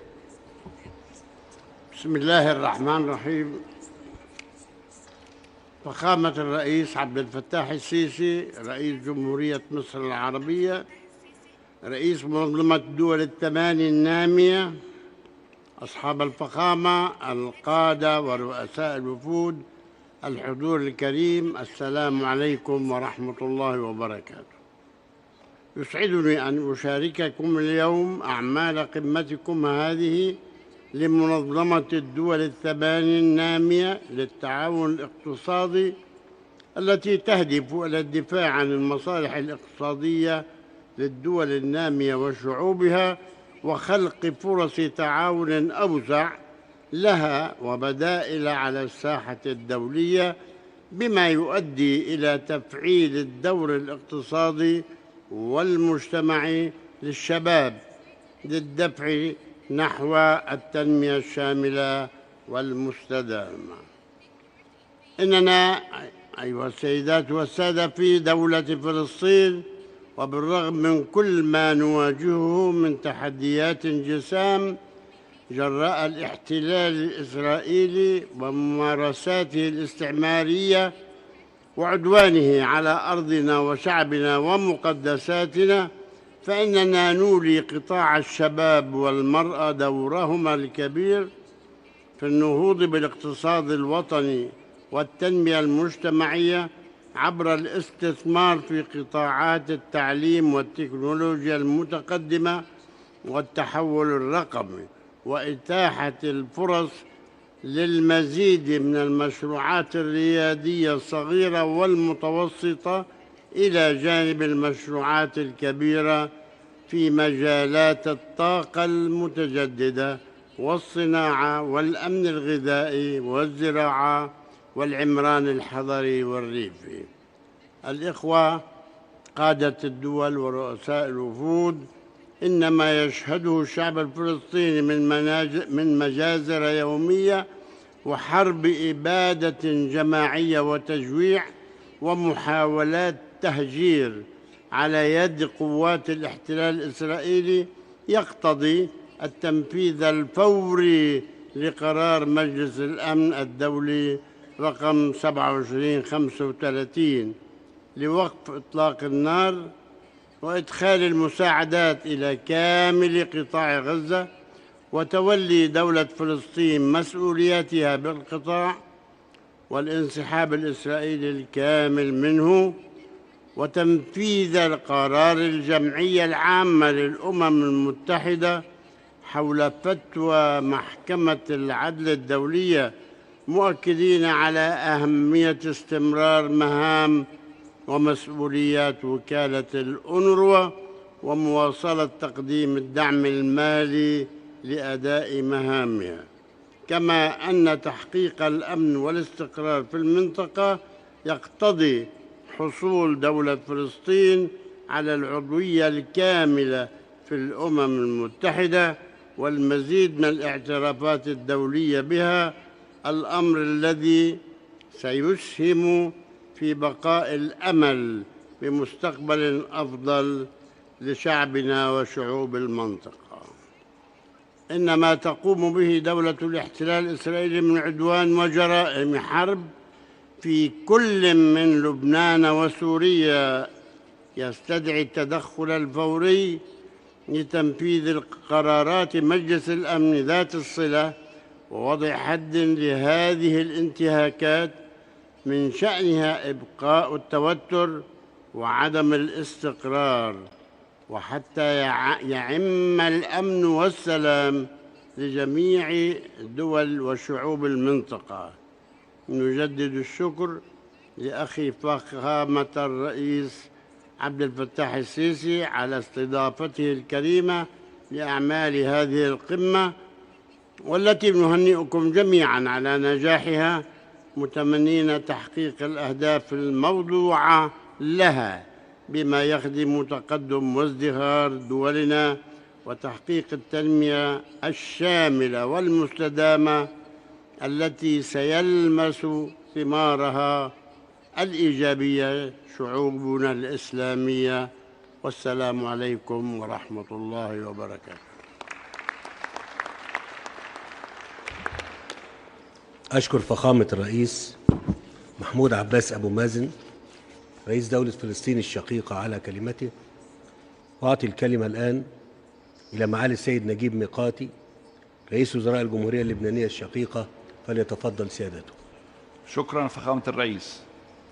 أشكركم جزيلا على هذه اللفتة الطيبة بأن وضعتم موضوع لبنان وغزة على طاولة هذه المؤتمر، وأترك كلمتي للجلسة التالية المخصصة لذلك، ولكن إذا أستبيحكم عذرا بأن أقول بعض الملاحظات التي سمعتها اليوم من السادة الرؤساء ورؤساء الوزراء والوزراء الحاضرين. المطلوب العمل الجاد والمثابرة والتعاون، كلها تعابير نسمعها، ولكن هذا المطلوب بكل جد، أن نعمل، لأن الله سبحانه وتعالى وقال قل اعملوا فسيرى الله عملكم. علينا أن نعمل سوية بيد واحدة من أجل أن تكون الكلمة واحدة، وأيضا الله مع الجماعة، فكلما التقينا سوية وكنا يدا واحدة حتما بإذن الله سننجح. علينا أن نركز على أعمالنا وأن نرى ماذا يمكن أن نقوم به من أجل منفعة العامة، وأحب الناس إلى الله أنفعهم للناس. فوفقكم الله، وأرجو لكم دائما التوفيق بالمؤتمرات بالمجموعة D-8، ولبنان دائما على استعداد أن يكون بجانبكم من أجل أن ننجح جميعا بإذن الله لما فيه مصلحة شعبنا. شكرا لكم. أشكر معالي السيد نجيب ميقاتي رئيس وزراء الجمهورية اللبنانية الشقيقة على كلمته. والآن نستمع لكلمة مسجلة لمعالي السيد أنطونيو غوتيريش سكرتير عام الأمم المتحدة. Excellencies, ladies and gentlemen, my thanks to President Sisi for hosting this 11th summit of the D-8 Organization for Economic Cooperation, and for recently bringing the international community together to focus on dire humanitarian needs in Gaza. I also want to recognize all of you for your unwavering solidarity with the Palestinian people. We must not relent to stop the nightmare and forge lasting peace. We are seeing some glimmers of hope in the region. In Syria, the United Nations is committed to supporting a smooth transition of power with an inclusive and credible political process reflecting the country's diversity. And in Lebanon, it is crucial for all parties to fully respect and swiftly implement the ceasefire agreement. Peace, hope, and a better future for the people of the region and our world are fundamental. That is what brings you together. As your summit's theme rightly puts it, focusing on the future means investing in youth, in their ideas, energy, and meaningful participation. And as you stress, this includes through micro, small, and medium enterprises. Around the world, these enterprises drive job creation, economic empowerment, and poverty eradication. And they provide an entry point for young entrepreneurs to contribute to their community and local economy. That is why the Pact for the Future includes a commitment to support youth entrepreneurs by increasing the number of digital startups and micro, small, and medium-sized enterprises. Fully unlocking all this potential means action in two key areas. First, by massively investing in education, skills, and training for young people. That requires curricula adapted to the emerging green and digital economies, expanded support for teachers and trainers, and greater professional development pathways as young people transition from school to the workplace. Second, micro, small, and medium enterprises require a supportive environment in which to grow. They need access to finance, technology, markets, and supply chains. And they need good governance, from licensing to taxation, to help them thrive. Across all your countries and around the world, young people and small businesses can be a dynamic duo propelling growth and sustainable development. The United Nations looks forward to continue to work with the D-8 on all these critical issues. Together, let's build a more peaceful, sustainable, and resilient world for today and tomorrow. And I thank you.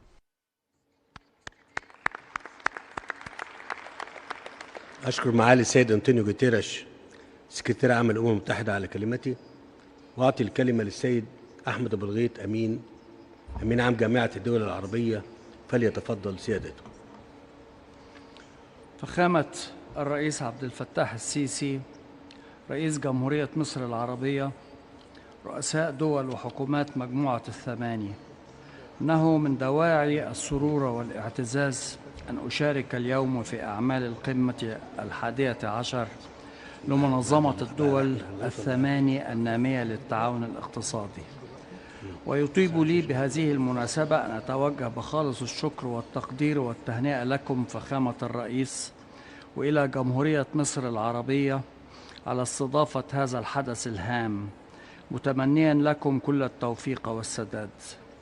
كما يسرني أن أتوجه بجزيل الشكر والتقدير إلى كافة الدول الأعضاء في منظمة الدول الثماني للتعاون الاقتصادي على جهودها المستمرة لتعزيز وتوثيق أواصر التعاون فيما بينها، خاصة وأن توقيت انعقاد القمة اليوم يتسم بالدقة والحساسية في ظل حالة عامة من الترقب والقلق حيال آفاق المستقبل نتيجة تسارع الأحداث وتزايد التحديات المختلفة والأزمات التي يشهدها العالم بوتيرة غير مسبوقة.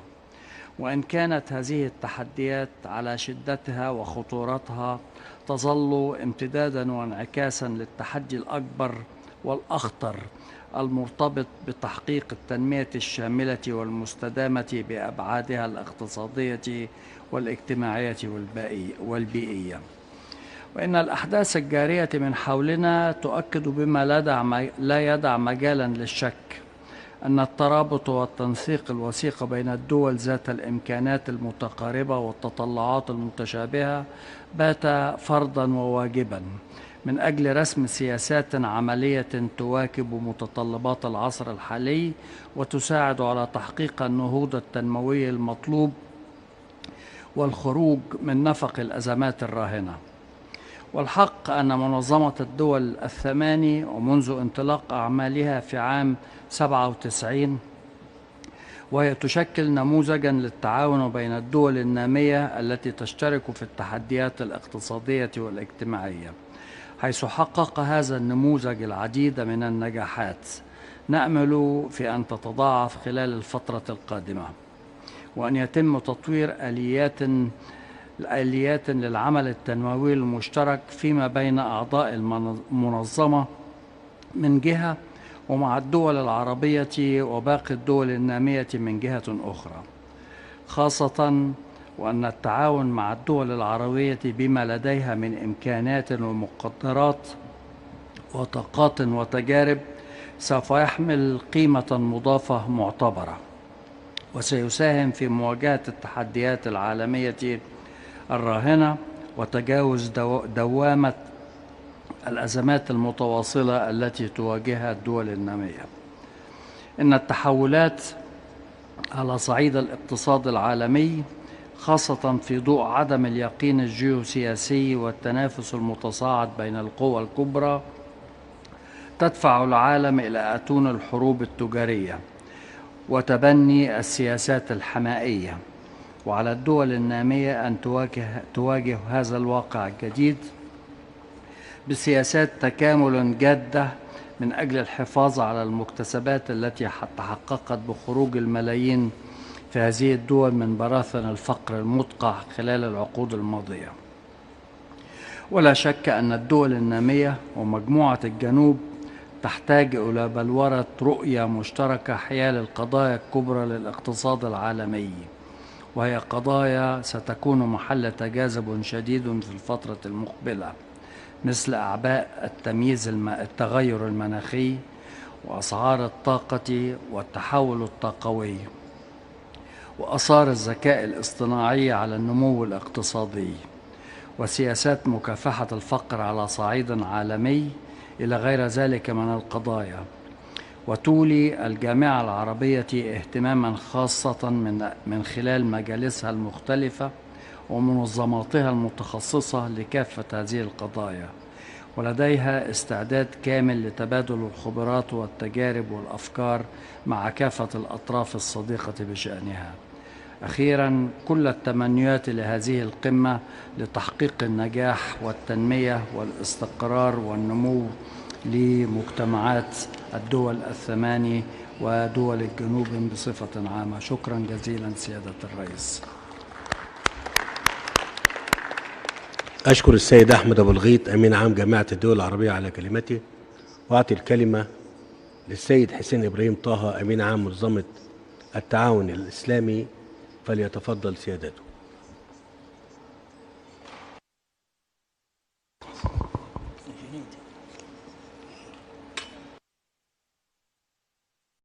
الرحمن الرحيم، والصلاة والسلام على سيدنا محمد وعلى آله وصحبه أجمعين. Excellences, Monsieur Abdel Fattah Sisi, président de la République arabe d'Égypte, Excellences, Messieurs les chefs d'État et de gouvernement, Excellences, Messieurs les ambassadeurs Asiaka Abdul Gadir, Imam, secrétaire général de l'Organisation de la coopération économique du D-8, Mesdames et Messieurs les chefs de délégation, Mesdames et Messieurs, Assalamu alaikum wa rahmatullahi wa barakatuh. Je suis particulièrement honoré de participer à ce sommet de l'Organisation de coopération économique D-8 qui se tient dans cette ville historique du Caire, connue sous les bien des égards comme le berceau de la civilisation humaine. À cette occasion, permettez-moi d'exprimer ma profonde gratitude à son Excellence M. Abdel Fattah Sisi, président de la République arabe d'Égypte, pour l'invitation qu'il m'a adressée pour me permettre d'assister à cet événement de grande importance. Je remercie par la même occasion le gouvernement et le peuple égyptien pour l'accueil et l'hospitalité qui nous a été réservée, moi et ma délégation, depuis mon atterrissage sur le sol égyptien.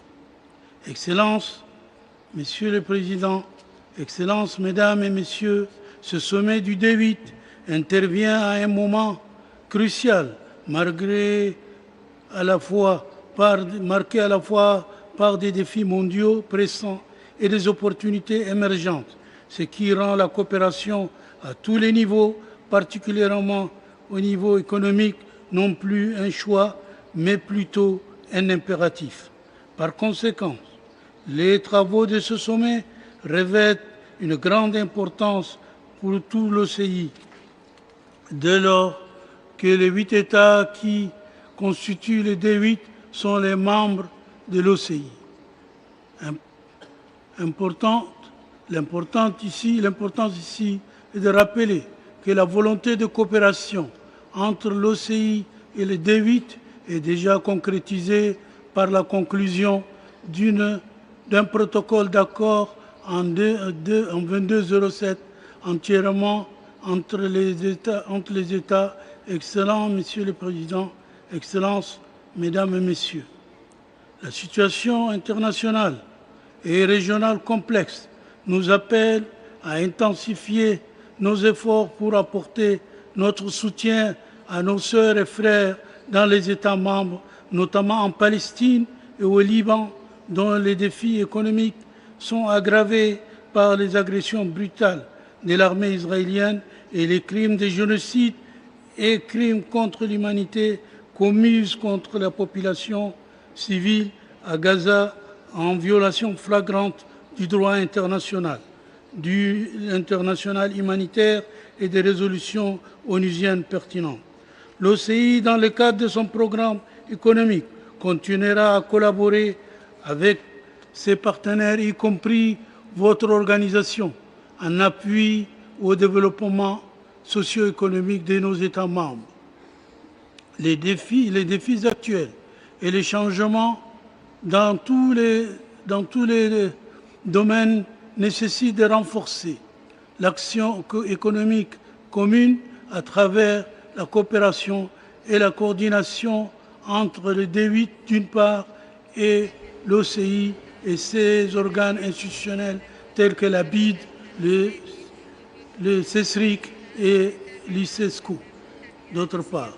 Je suis persuadé que notre sommet adoptera les décisions de grande portée qui renforceront notre coopération par la réalisation de nos objectifs et promotions fermes du bien-être de nos peuples et du développement de la communauté internationale.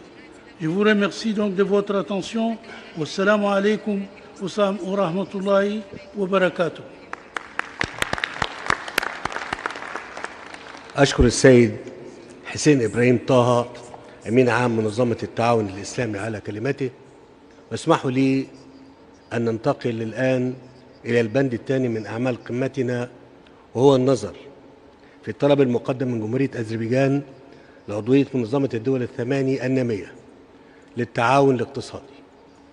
وأود الإشارة هنا إلى أن هذا الطلب تم مناقشته في إطار المجلس الوزاري للمنظمة يوم أمس، وحظى بتوافق السادة الوزراء. على ضوء عدم وجود اعتراض اسمحوا لي أن نعتمد.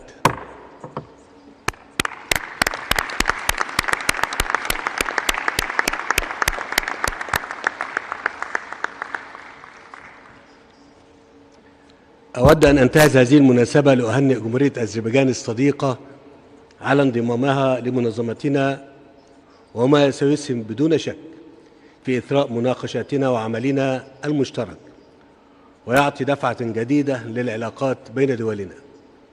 اسمحوا لي أن أعطي الكلمة لمعالي السيد علي أزدوف رئيس وزراء جمهورية أذربيجان يلقي كلمته، فليتفضل سيادته.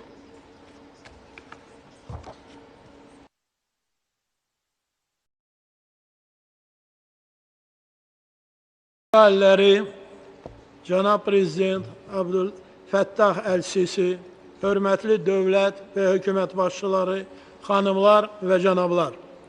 İlk növbədə D-8 İqtisadi Əməkdaşlıq Təşkilatının 11-ci zirvə görüşünə, dəvətə və göstərilən yüksək qonaqpərvərliyə görə dost və qardaş Misir Ərəb Respublikasına təşəkkür edək. Azərbaycan Respublikasının Prezidenti Cənab İlham Əliyev ilk dəfə D-8'in İstanbul'da keçirilmiş samitində Cumhurbaşkanı Sayın Recep Tayyip Erdoğan'ın dəvətiyle iştirak etmiştir. Bugünkü zirvə toplantısında iştirakımızı ise xüsusi tarixi əhəmiyyəti var. Çünkü bugün Azərbaycana dost münasibəti ve etimad gösteren üz dövlətlər ölkəmizin D-8'e üst seçilmesiyle bağlı yekdilliklə tarixi karar verirdilər. Buna göre bütün üz dövlətlərə minnətdarlığımızı bildiririk. Azərbaycan təşkilatın təməl prinsiplərini qorunmasına, təşkilat çərçivəsində əməkdaşlığın daha da genişlənməsinə yaxından töhfə verəcəkdir. Hörmətli samit iştirakçıları, müasir toqquşmalar və siyasi gərginliklər fonunda geniş regionumuzda təhlükəsizliyin, sabitliyin təmin edilməsi, qarşılıqlı faydalı əməkdaşlığın inkişaf etdirilməsi mühüm əhəmiyyət kəsb edir.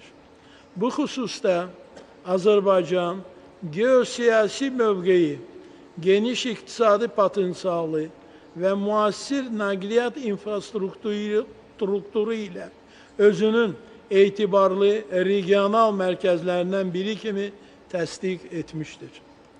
Avropa ilə Asiyanın kəsişməsində yerləşən Azərbaycan mühüm enerji layihələrin həyata keçirilməsində və beynəlxalq nəqliyyat dəhlizlərinin inkişaf etdirilməsində əhəmiyyətli rola malikdir. Azərbaycan bir sıra beynəlxalq təşkilatlara uğurlu sədrlik etməklə yanaşı qlobal problemlərin həllinə öz töhfəsini verir. Ölkəmizin BMT-dən sonra dünyanın ən böyük təsisatı olan qoşulmama hərəkatında 4 illik sədrliyi, eləcə də dünyanın ən möhtəbər tədbirlərindən biri hesab edilən COP29-a üzrə sədrliyi Azərbaycanın beynəlxalq aləmdə artan nüfuzunu bariz göstəricisidir. Fürsətdən istifadə edərək COP29-un işinə verdiyi mühüm töhfəyə görə D-8 üzvlərinə təşəkkürümüzü bildiririk. Hörmətli samit iştirakçıları, məlum olduğu kimi Azərbaycan 30 ilə yaxın davam edən erməni işğalına son qoyaraq öz ərazi bütövlüyünü və suverenliyini tam bərpa etmişdir. Ermənistan işğal etdiyi torpaqlarımızda Azərbaycanlılara qarşı etnik təmizləmə həyata keçirilmiş, 1 milyondan artıq Azərbaycanlı qaçqın və məcburi köçkün olmuşdur. Ərazilərimizdə urbisit, kultursit və ekosit törədilmişdir. Azərbaycan xalqının mədəni və dini irsi məhv edilmişdir. O ərazilərdə yerləşən 67 məsciddən 65-i yerlə yeksan edilmişdir. Hazırda isə bu torpaqlarda geniş miqyaslı bərpa quruculuq işləri aparılır, kəndlər və şəhərlər tamamilə yenidən qurulur. Artıq minlərlə keçmiş məcburi köçkün öz dədə-baba yurdlarına qayıdır. Yeni reallıqlar regionda davamlı sülh və sabitlik, həmçin qarşılıqlı faydalı əməkdaşlıq üçün unikal imkan açır. Azərbaycan regional sülh gündəliyinə sadiqdir və bu istiqamətdə qəti addımlarını davam etdiriləcəkdir. Xanımlar və cənablar, əhalisi ümumilikdə dünya müsəlmanlarının 60%-ni təşkil edən D-8 İslam həmrlərliyində mühüm rol oynayır. Dünyada İslamofobiya, ekstremizm və radikalizm artdığı dövrdə İslam həmrəliyinin möhkəmləndirilməsi istiqamətində təşkilatımızda səylərin birləşdirilməsi vacibdir. Azərbaycan tarix boyu Şərq və Qərb arasında körpü rolunu oynamış və İslam dünyasının mədəni, dini və sivilizasiya mərkəzlərindən biri olmuşdur. Ölkəmiz multikulturalizm, tolerantlıq mühitinin formalaşmasına, mədəniyyətlər arası dialoqun qurulmasına, İslam dəyərlərinin dünyada təbliğinə böyük töhfə verir. Hörmətli samit iştirakçıları, Suriyada Əsəd rejiminin sükutundan sonra ülkede sülh ve sabitliğin bərpa olunması ve vətəndaş qarşı durmasına son qoyulması mütləq dərəcədə vacibdir. Azərbaycan, Suriyanın ərazi bütövlüyünü və suverenliyinə dəstəyini bir daha ifadə edir. Ümidvarıq ki, bütün məsələlər Suriya xalqının iradəsinə uyğun şəkildə və ölkə daxili siyasi diyalog vasitəsilə həll olunacaq. Azərbaycan, Suriya xalqının üzləşdiyi humanitar problemlərin aradan qaldırılmasında öz dəstəyini əsirgəməyəcəkdir. Bu istiqamətdə praktiki addımların atması istiqamətində qardaş Türkiyə ilə yaxın təmaslar davam etdiririk. Xanımlar və cənablar, Müslüman ölkələri ilə dostluq və qardaşlıq əlaqələrinə malik Azərbaycan, bundan sonra da İslam həmrəyliyinin möhkəmlənməsinə öz dəyərli töhfəsini verəcəkdir. Əminik ki, 2020-2030-cu illər üzrə yol xəritəsi və gələcəkdə qəbul olunacaq strategiyalar D-8 ölkələri arasında əməkdaşlığı inkişaf etdirməklə yanaşı, dəyişən dünya kontekstində mövcud beynəlxalq mexanizmlərinin yenidən nəzərdən keçirilməsinə xidmət edəcək. Bir daha ölkəmizin D-8-ə üzv seçilməsi ilə bağlı verilən qərara görə hər birinizə təşəkkür edirik. Summitin işinə və təşkilatın gələcək fəaliyyətinə uğurlar arzudur. Dikkatinizə görə təşəkkür edirik.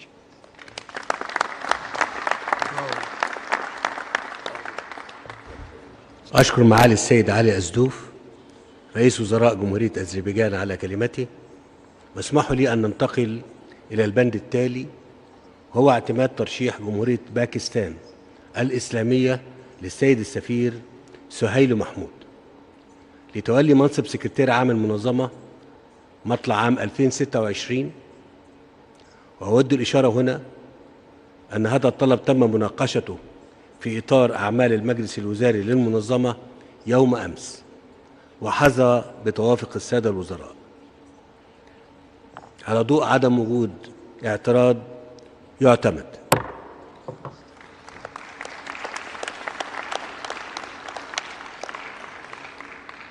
أود أن أنتهز هذه المناسبة لأشكر السيد إزياكا إمام سكرتير عام المنظمة على ما بذله من جهد حثيث خلال الأعوام الماضية، وأتمنى كل التوفيق والسداد للسيد السفير سهيل محمود خلال المرحلة المقبلة.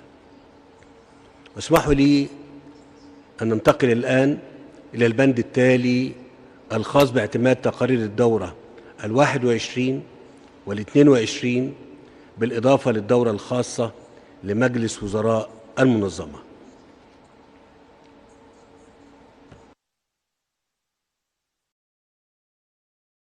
في أي ملحوظة من السادة الحضور؟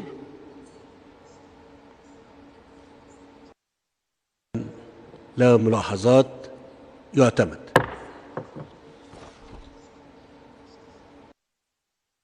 الآن إلى البند الأخير لأعمال جلستنا الأولى، هو اعتماد إعلان القاهرة الذي تم إقراره والتوافق بشأنه خلال أعمال مجلس الوزراء يوم أمس.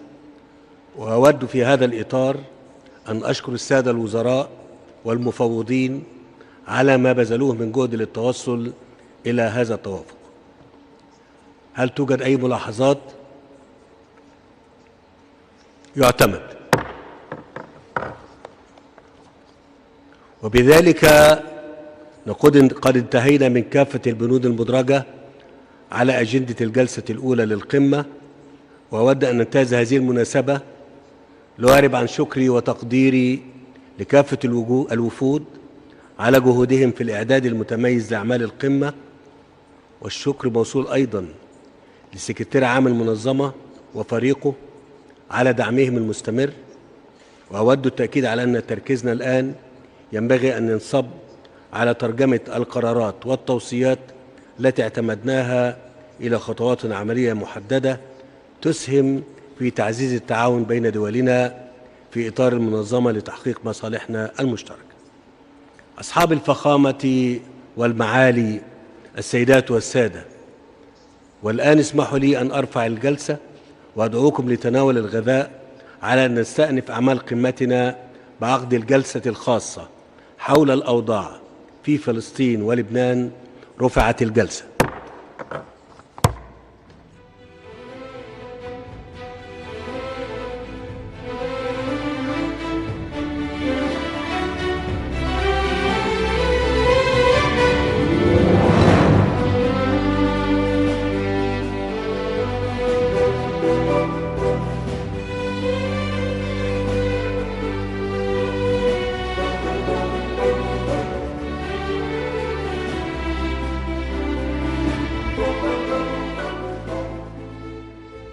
إذن مشاهدينا الكرام، انتهت بالفعل الجلسة الأولى والافتتاحية لانعقاد هذه القمة 11 لمجموعة الدول الثماني النامية للتعاون الاقتصادي في العاصمة الإدارية الجديدة.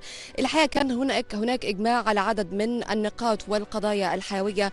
الحقيقة أنه من أهم هذه القضايا اللي تم مناقشتها خلال هذه الجلسة الأولى والافتتاحية مسألة الأزمات السياسية والتحديات والصراعات الجيوسياسية في المنطقة بأكملها. لذلك الحقيقة أنه السيد الرئيس فرض نوع من الحلول المبتكرة ومسألة حلول اقتصادية لتعزيز النمو الاقتصادي وتحقيق التنمية المستدامة بدعم الدولة المصرية لكل المشروعات الصغيرة والمتوسطة. أيضا مسألة تسهيل نقل وحركة البضائع، تعزيز الاستثمار المتبادل، أن يكون هناك نوع من الشراكات الجديدة في مشروعات عدة مثل الطاقة الجديدة والمتجددة في الزراعة، سلامة الغذاء، التجارة، وأيضا على المستوى الصحي. لذلك الدولة المصرية سيكون هناك عدد من الاجتماعات الوزارية بحضور عدد من وزراء صحة الدول الأعضاء في هذه المنظمة، وأول اجتماع سيكون في الدولة المصرية. السيد الرئيس تحدث أنه دور الدولة المصرية كان دائما كبير جدا في مسألة القضية الفلسطينية ودعم الأشقاء. لذلك الحقيقة دعا لحل كل النزاعات الإقليمية ودعم الاستقرار والأمن في المنطقة، وأيضا مسألة دعم كل جهود قضية النازحين في هذا الملف تحديدا. تحدث السيد الرئيس عن ضرورة تعزيز مزيد من العلاقات مع دول أخرى ومنظمات دولية مثل الأمم المتحدة بسبب كل التحولات الجيوسياسية التي تحدث في هذا التوقيت. تحدث أيضا السيد الرئيس وعدد كبير من القادة عن مسألة التغيرات المناخية التي تفرض نفسها بقوة في هذا التوقيت. لذلك من المفترض أن يكون هناك مشروعات في مجال الطاقة الجديدة والمتجددة والهيدروجين الأخضر. وأن السيد الرئيس تحدث أيضا عن نقطة غاية في الأهمية دائما يتحدث عنها في كل المحافل الدولية، مسألة تبادل الخبرات، تبادل التجارب الناجحة للدولة المصرية. والسيد الرئيس تحدث عن أن الدولة المصرية مستعدة بشكل قوي خلال الفترة القادمة أن تتبادل الخبرات في حتى مشروع حياة كريمة وتكافل وكرامة وفي كل الأمور. مشاهدينا الكرام، بالفعل كما ذكرت الآن انتهت الجلسة الأولى والافتتاحية ونحن في انتظار مشارف بدء الجلسة الثانية التي ستكون بعنوان الكارثة الإنسانية وإعادة الإعمار في غزة وفي لبنان. نذهب الآن إلى زميلة العزيزة ندى رضا.